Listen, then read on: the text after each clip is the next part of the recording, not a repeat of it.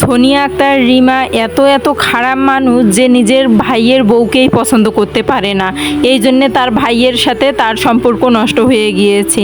তার জামাই এতটাই খারাপ মানুষ যে শ্বশুরবাড়ি গিয়ে শালক এবং বাবা মার মধ্যে কাজিয়া সৃষ্টি করে দিয়েছে। এগুলো আমার কথা না, এগুলো আপনাদেরই কথা।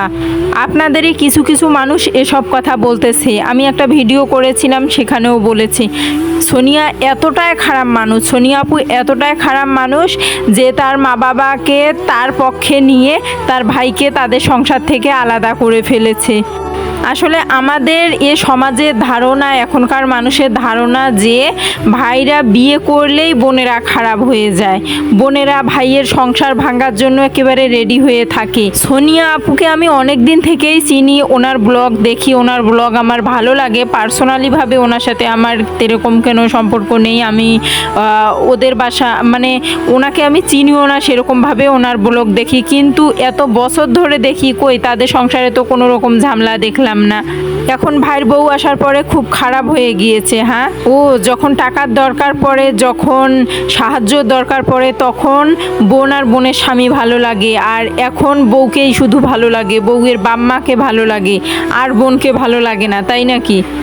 প্রথমে সুজনকেও আমি অনেক ভালো ভেবেছিলাম যে মা বাবার প্রতি এত কেয়ার, বোন, তারপর বোনের যে দুইটা বাচ্চা আছে তারা তো মনে করেন মামা কাকে বলে, তারা তো কলিজা দিয়ে দেখে। কিন্তু সে কি করলো, সোনিয়া আপু যে একটা কথা বলেছে যে যত দূরেই যাও না কেন পাখি, আসতে কিন্তু নিরেই ফিরতেই হবে তোমাকে। তো মানুষ শুধু কান পিষিয়ে কানের মধ্যে খারাপ কথাবার্তা দিয়ে সংসারের ঝঞ্ঝাট ঝামেলা দিয়ে থাকবে, কিন্তু ভালো কিন্তু কিছুই করতে পারবে না।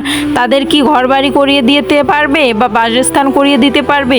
ওই কুটনামি করে শুধু সংসারের মধ্যে ঝামেলায় পাকাতে পারবে। মনে হয় বলেছে যে তোর ননন আসে, তোর দুইটা ননন আসে, তার বাচ্চা কাচ্চা আসে, তার বাবা মা তাকে এত ভালোবাসে, তোর স্বামী মানে তোর স্বামীর সব কিছু খেয়ে ফেলছে, এসব বলেই নিশ্চয়ই কানের মধ্যে কুমন্ত্রণা দিয়েছে। নয়তো একটা ভাই কিভাবে পারে তার বোনের সাথে সম্পর্ক নষ্ট করতে, তার বৃদ্ধ মা বাবাকে সম্পর্ক নষ্ট করতে? তাদের ফ্যামিলিটাকে আমার এত ভালো লাগে বলে বোঝাতে পারবো না।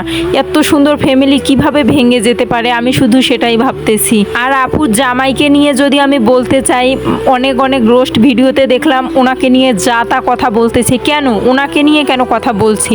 উনি তো কিছু বলেনি আপনাদের, তাছাড়া উনি তো ভিডিও করে না। যা বলার আপুকে বলুন। আবার আপুকেই কি বলবেন, তারা তো খারাপ মনের মানুষ না আপনাদের মতো। তার জামাই সৌদিতে গিয়ে কষ্ট করে, আচ্ছা ওনার শরীর নিয়ে কথা বলতেছে, ওনার চেহারা নিয়ে কথা বলতেছে। আপনারা কি মানে নূর হয়ে এসেছেন? ওনাকে যে এসব নিয়ে কথা বলতেছেন, কি মুখা জানি কি ধরনের অভদ্র ভাষা। আল্লাহ ওনাকে তৈরি করেছে, ওনাকে কি মানুষ তৈরি করেছে? ওনাকে কিন্তু আল্লাহ তৈরি করেছে। এসব কথা বলতে নেই, আল্লাহ সৃষ্টি অনেক সুন্দর, আল্লাহ সৃষ্টি, কোনো মানুষকে নিয়েই এসব বলতে নেই।